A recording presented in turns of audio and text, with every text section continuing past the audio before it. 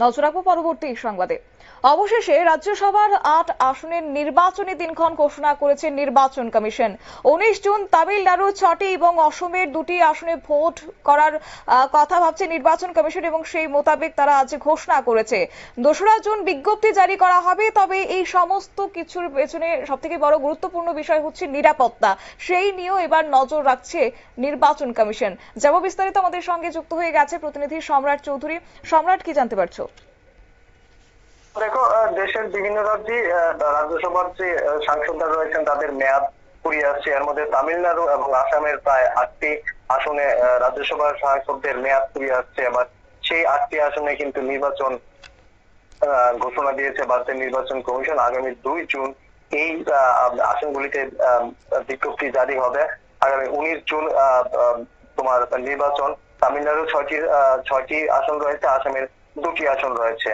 তবে এই আসন নতুন করে রাজ্যসভার এই আসনগুলিতে নির্বাচনের পর কিন্তু রাজ্যসভার ভেতরে কিন্তু বিজেপির যে বিজেপি এবং এনডিএর যে সংখ্যাগরিষ্ঠতা তাতে কিন্তু বদল হওয়ার একটা সম্ভাবনা দেখা দিয়েছে। যদিও আসামের ২টি রাজ্যসভার সাংসদ নির্বাচনে আপাতত এনডিএ সদস্যরাই জয়লাভ করবেন, কারণ আসামে বিজেপি এবং এনডিএ জোট ক্ষমতায় রয়েছে। কিন্তু অন্যদিকে তামিলনাড়ুতে ডিএমকে কিন্তু আবার এআইডিএমকে জিততে পারে বলে ২টি আসন ডিএমকে জোট করতে চলছে।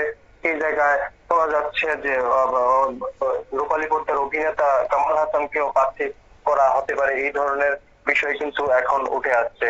এই যে এই মুহূর্তে রাজ্যসভার যে মোট আসন রয়েছে ২৪৫টি রয়েছে, তার মধ্যে এনডিএ ভুক্ত দলগুলির সদস্য সংখ্যা রয়েছে ১২৫। অন্যদিকে শুধু বিজেপি রাজ্যসভার সদস্য সংখ্যা রয়েছে কিন্তু ৯৮। তুমি সংখ্যাটা লক্ষ্য করো, ২৪৫-এর মধ্যে ১২৫ এনডিএর অধীনে এবং তার মধ্যে বিজেপির অধীনে রয়েছে ৯৮ জন।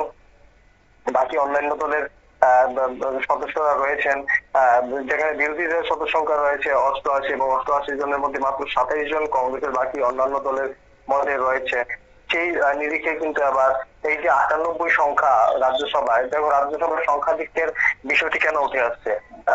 লক্ষ্য করলে দেখা যাবে যে ২০১৪ সালের পর থেকে কিন্তু দেশে বিভিন্ন রকম গুরুত্বপূর্ণ আইন বা আইনের সংশোধন এনে চলছে বিজেপি এবং এনডিএ জোট। এবং এই যে আইনগুলি সংশোধন বা নতুন আইন প্রস্তাব পাস করা, সেই ক্ষেত্রে লোকসভার সংখ্যাধিক্যের পাশাপাশি রাজ্যসভারও কিন্তু সংখ্যাধিক্যের প্রয়োজন পড়ে।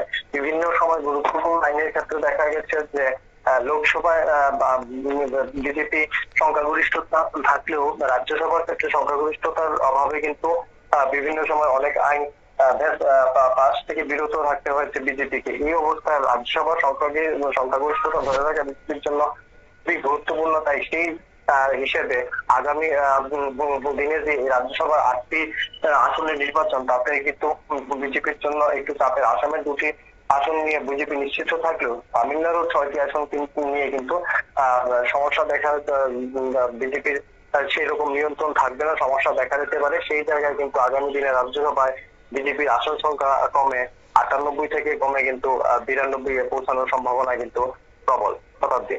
ধন্যবাদ। আপনারা শুনলেন, অর্থাৎ রাজ্যসভায় ৮টি আসনে ভোটের নির্ঘণ্ট ঘোষণা করেছে নির্বাচন কমিশন। ভোট গ্রহণ অনুষ্ঠিত হবে আগামী ১৯ জুন এবং ফলাফলও ওই দিনই প্রকাশ করা হবে বলে জানা গেছে। অন্যদিকে নির্বাচন কমিশনের বিবৃতি অনুযায়ী সেক্ষেত্রে তামিলনাড়ু এবং অসম রাজ্যের প্রতিনিধিত্বকারী ৮ জন রাজ্যসভা সদস্যদের মেয়াদ জুন এবং জুলাই মাসে শেষ হতে চলেছে। আর সেই কারণেই এই নির্বাচন অনুষ্ঠিত হবে এবং অসমে ২টি আসন শূন্য হবে, কারণ সেক্ষেত্রে যেহেতু মেয়াদ প্রায় ফুরিয়ে যাওয়ার পথে, তাই আগামী জুন মাসেই এই নির্বাচন করার কথা ভাবছে এবার নির্বাচন কমিশন। নিয়ে নিচ্ছি ছোট্ট একটি বিজ্ঞাপন বিরতির সঙ্গে থাকুন।